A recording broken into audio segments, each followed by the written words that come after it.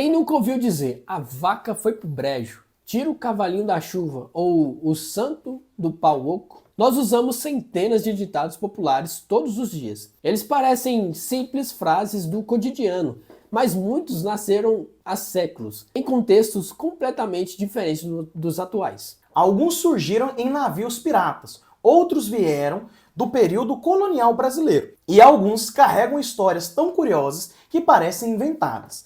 Mas afinal, de onde surgiram esses ditados? E por que continuamos repetindo expressões criadas por pessoas que vieram centenas de anos antes de nós? Ah, e se a gente não se conhece, o meu nome é Thiago. O meu é Gustavo. Então, se você tá curtindo, já deixa seu like que ajuda demais. O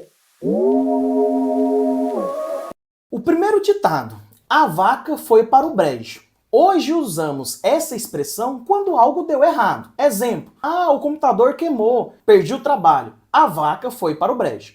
Mas a origem é muito mais literal. Em áreas rurais, vacas que entraram em brejos podiam ficar presas na lama. Dependendo da profundidade, era extremamente difícil retirá-las. Muitas acabavam feridas, doentes ou até mesmo morrendo. Quando uma vaca valia boa parte da riqueza de uma família, isso representava um enorme prejuízo. Por isso, se a vaca fosse para o brejo, a situação ficou séria. Agora o segundo é, tira o cavalinho da chuva. Quando alguém cria uma expectativa impossível, ouvimos, pode tirar o cavalinho da chuva. Mas de onde veio isso? Durante os séculos 18 e 19, era comum viajar a cavalo. Quando uma pessoa chegava para uma visita bem rápida, deixava o cavalo do lado de fora. Mas quando o anfitrião queria que ele permanecesse mais tempo, dizia para colocar o animal em um local protegido.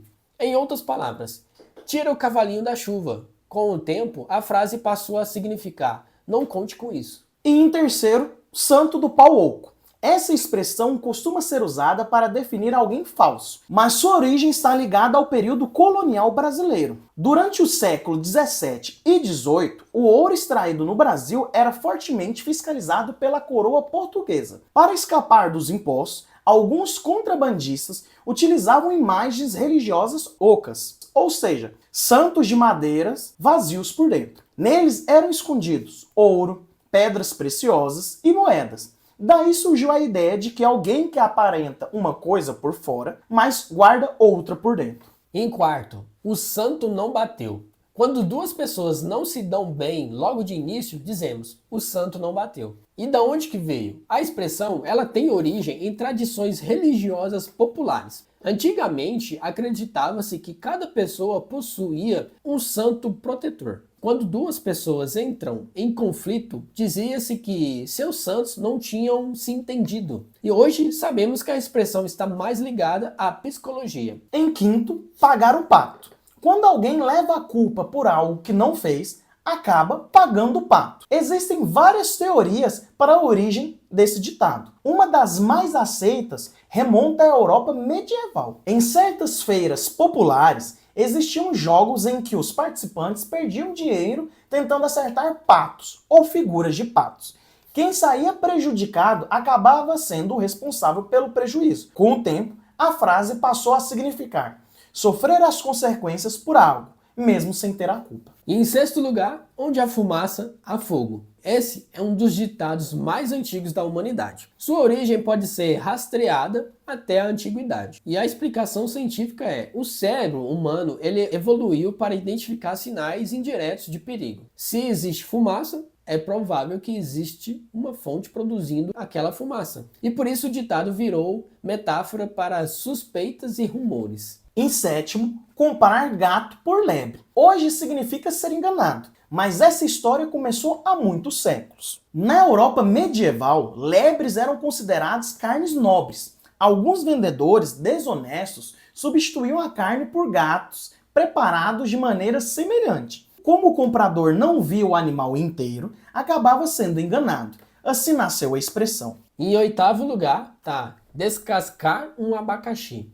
Usamos quando precisamos resolver um problema complicado. Mas por que o abacaxi? A origem exata é debatida pelos historiadores. Mas existe uma explicação popular bastante aceita. O abacaxi, ele possui casca dura, espinhos, formato difícil de manusear. Descascá-lo antigamente exigia uma habilidade e cuidado. Por isso virou um símbolo de tarefa complicada. A casa da mãe Joana. Quando existe bagunça ou falta de organização, ouvimos: isso aqui virou a casa da mãe Joana. A história real por trás. A origem provavelmente remonta ao século XIV. Uma rainha chamada Joana I de Nápoles ficou conhecida por decretos relacionados a estabelecimentos públicos e casas de prostituição. Com o passar dos séculos, o nome acabou associado a locais onde aparentemente não existem regras. Em 10º lugar, a cobra criada. Quando alguém se torna perigoso ou muito experiente, dizemos que é uma cobra criada. E a explicação é: cobras sempre despertarão medo e respeito. Uma cobra pequena pode ser perigosa,